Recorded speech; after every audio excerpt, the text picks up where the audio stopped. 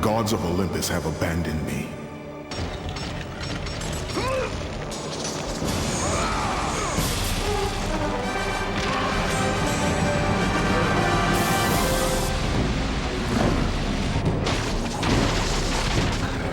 Combining the legendary tales of our past with an enigmatic hero, visceral combat, and flawless cinematic animation, God of War emerges as a game destined to be as classic as the mythology upon which it's based.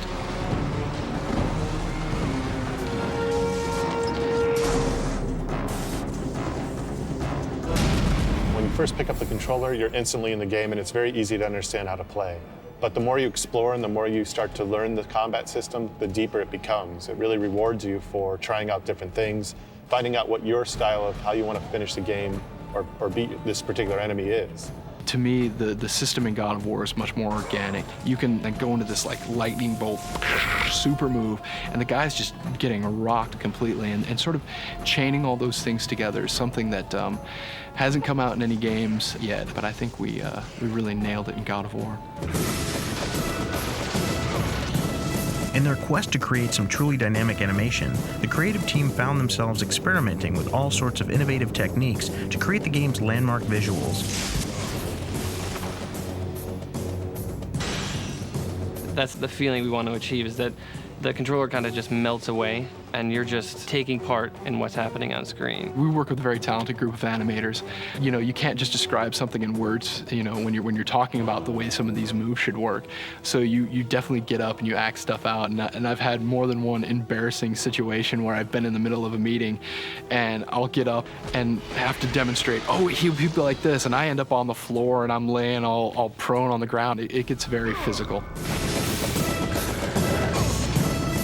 I'd say my favorite sections are some of the hero animations, especially the blades, the fluidity we were able to achieve with blending so many different moves. We're able to achieve that through some of the coding and then some of the animation kind of working together as cohesively as we can. In certain games, it doesn't seem like much attention has been paid to it, but in this game, we put a lot of attention into that. With God of War's visuals this complex, it's imperative that all the animations be tested repeatedly to meet the expectations of not just the gamers, but the producers themselves. We fine-tune the game to the nth degree. A single combat move will often be worked on for a whole day by the combat designers. A tremendous amount of attention to detail is required to really get the emphasis right and make sure that the player is experiencing what you wanted them to experience.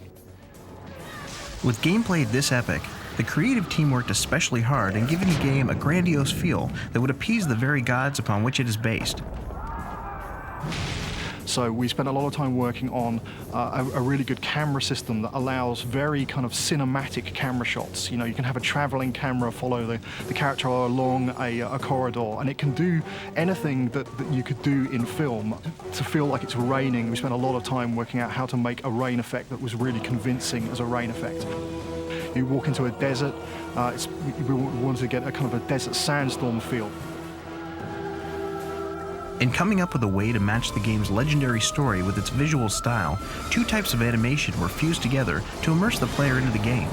Well, we've explored the idea of a new visual for what we call the cinematics, which is the in-game movies for this story. Images become 2D instead of the traditional 3D, but then they transition back to 3D and start moving around, and they transition back to 2D. When you first see the camera just kind of zoom through these 2D plates, almost like you're moving through a photograph. Once the camera focuses on a character or a certain thing that's going on, that's when it just all of a sudden pops into 3D. And the idea is that these are all memories of Kratos. They're all flashbacks, and it's told so it's instantly identifiable by the audience that things are hazy, it's clear, you can tell what's going on, but it's that dreamlike feel that we wanted to get across, that these memories are forced on him. He doesn't want to remember, but they're forced on him. Just as the tales of ancient Greece have resonated throughout time, God of War concludes with an ending that's sure to have gamers talking through the ages and possibly paving the way for stories into the future. Kratos, before you reach Athens, there is a task you must complete. God of War is our attempt to really elevate the action-adventure genre to the next level. We wanted to bring combat, exploration, navigation, puzzle solving, all of sort of the classic elements of the genre, but we wanted to bring those to players in a fresh way, in a way that they haven't really seen before. If we're successful, which I think we will be, we'll get to tell stories about Kratos for a long time. You will need the power of the gods. Take this weapon, Kratos.